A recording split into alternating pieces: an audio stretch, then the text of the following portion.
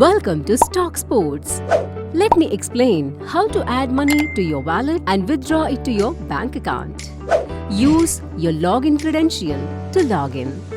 After the successful login, you will get directed to the user dashboard. You can find your wallet and the available balance on the right top of the screen. Here, you can see this plus symbol. To add money to your wallet, click the plus button, which will direct you to the payment gateway. Here, you can type the value you want to add to your wallet, and the minimum value should be greater than or equal to INR 100. You will have various payment options to choose to pay using debit card, UPI, QR code, net banking, etc.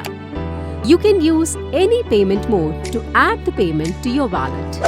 Here, I wish to add INR 200 and I selected a QR code to make the payment. I can use any UPI app like GPay or PhonePe to scan the QR code to complete the process.